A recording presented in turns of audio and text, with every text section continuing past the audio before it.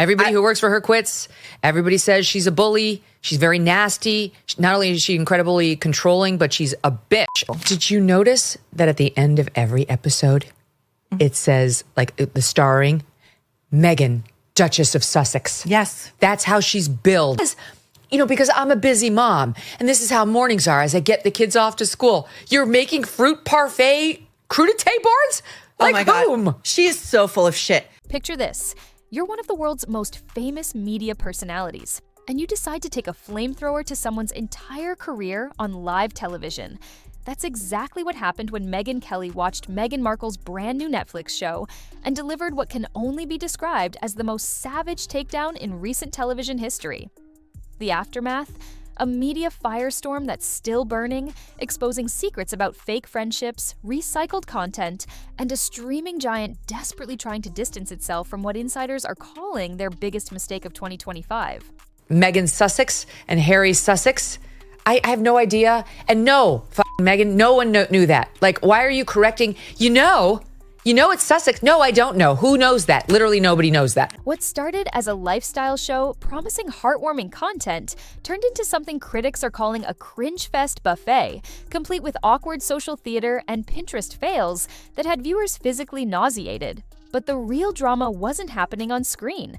Behind the scenes, Netflix executives were reportedly squirming as ratings tanked, and fellow celebrities began sharpening their knives. The woman who once commanded respect as a royal was now being called fake, phony, and highly inauthentic by the very people who work on the same platform. The show, originally titled With Love, Meghan, was supposed to be her big comeback moment. Instead, it became a masterclass in how to destroy your credibility in 8 episodes or less. Rotten Tomatoes slapped it with a brutal 28% rating, which is barely above what you'd expect from a failed high school group project. Critics weren't just unimpressed. They were genuinely confused about how something this tone-deaf made it past Netflix quality control. But here's where things get really interesting. Megyn Kelly didn't just watch the show and move on. She created her own parody version that was so hilariously biting, it racked up more engagement than Meghan's actual episodes.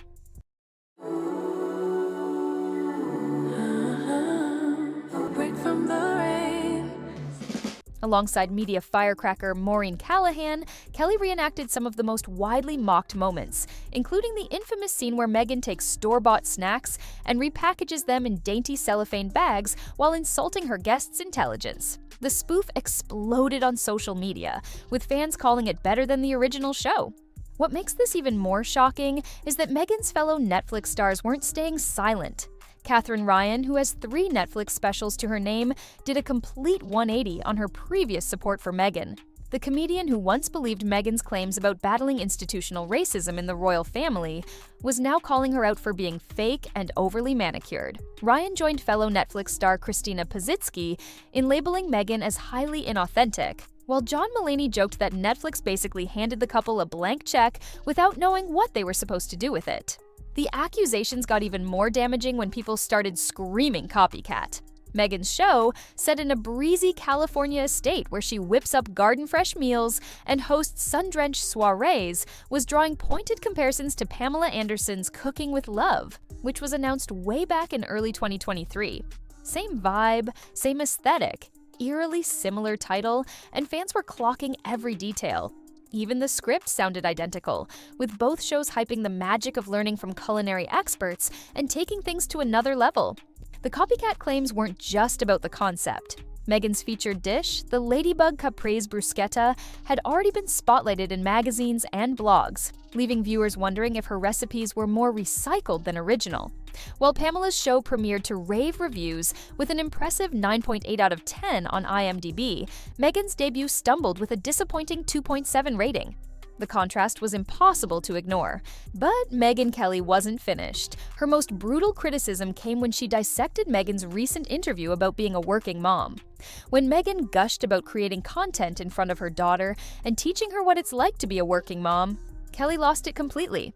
She slammed the notion that Meghan's luxurious, heavily scripted world had anything in common with what the average woman's day looks like. The disconnect between Meghan's pristine $14 million Montecito estate and real working mothers was too glaring to ignore. Kelly's analysis hit harder because it exposed the fundamental problem with the show.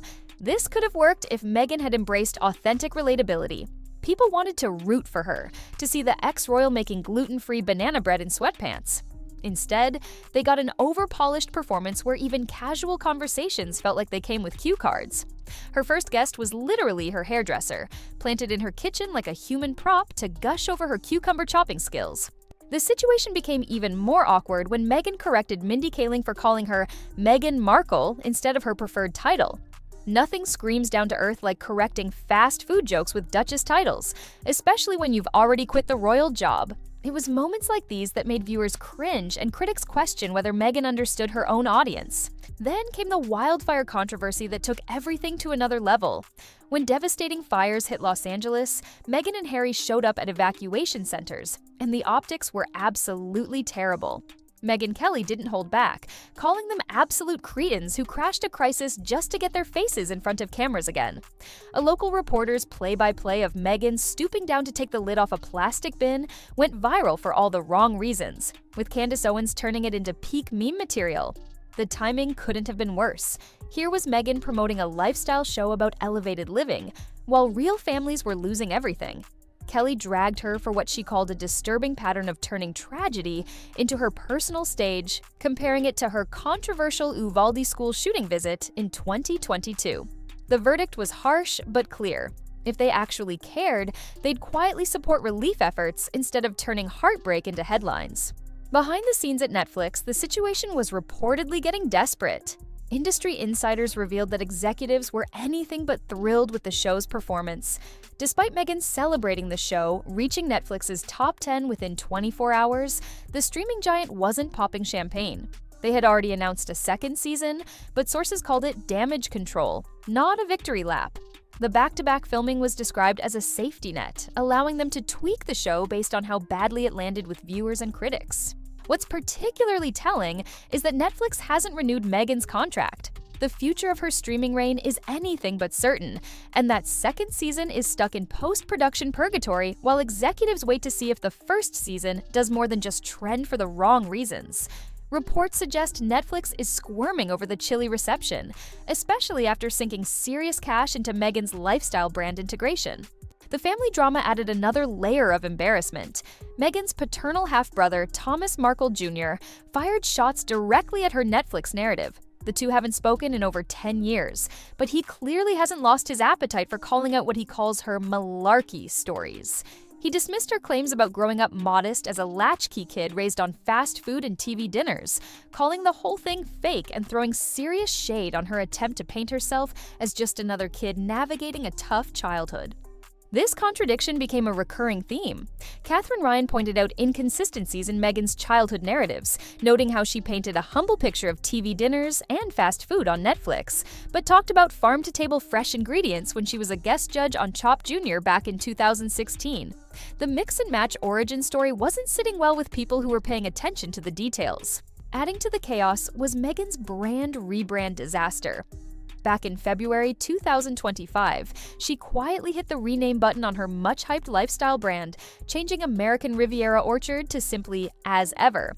Critics were ruthless, and even her diehards were left asking what just happened. The logo controversy, where she was accused of stealing from Morocco's coat of arms, forced the entire rebrand in the first place.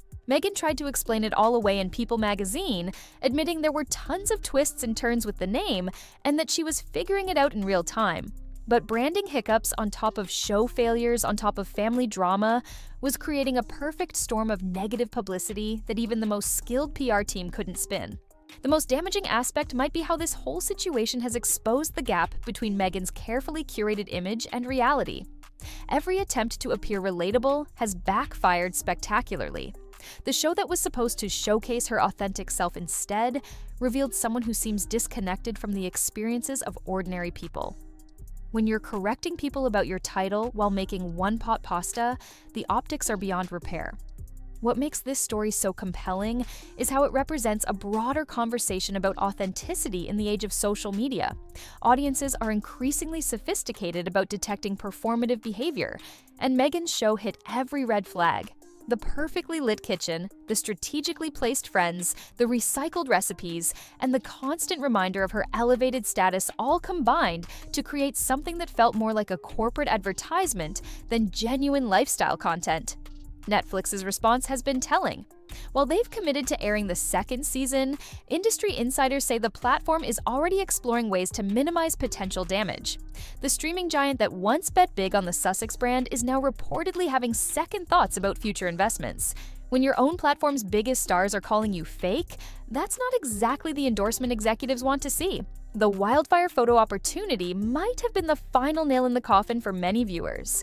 In a time when genuine help was desperately needed, the image of Meghan and Harry posing for cameras while families lost everything felt particularly tone-deaf. Megyn Kelly's criticism resonated because it articulated what many people were feeling but couldn't quite put into words. Looking ahead to 2025, Megyn faces some serious challenges. The Netflix experiment has clearly not gone according to plan, her brand has been forced into multiple rebrands, and her attempts at relatability have consistently backfired. The second season of her show will be a crucial test of whether she can course correct or if this represents a fundamental disconnect that can't be fixed with better lighting and scripting. The real tragedy in all of this might be the missed opportunity. There was genuine interest in seeing Megyn succeed outside of royal constraints. People wanted to support her journey and were curious about her perspective on life, cooking, and family. Instead, what they got was something that felt calculated, inauthentic, and disconnected from the realities most people face every day. As we move forward, the question isn't whether Megyn can recover from this Netflix disaster, but whether she's learned anything from it. The feedback has been consistently clear. Audiences crave authenticity over perfection, genuine moments over staged interactions, and real relatability over performed humility. Whether she can deliver that remains to be seen, but one thing is certain: the world will be watching, and critics like Megyn Kelly will be ready with their flamethrowers if she misses the mark again. What do you think about this whole Netflix disaster? Did Megyn Kelly go too far, or was her criticism spot on? And here's the real question: can Meghan Markle actually recover from this, or is her streaming career officially over? Drop your thoughts in the comments below, because I'm genuinely curious what you all think about this mess. If you found this breakdown as wild as I did, smash that like button and subscribe for more deep dives into celebrity controversies that everyone's talking about. Hit the bell icon too, because trust me, you don't want to miss what's coming next. I've got some serious tea brewing about another major celebrity meltdown that's about to explode. Until next time, keep watching and keep questioning what you see on your screens.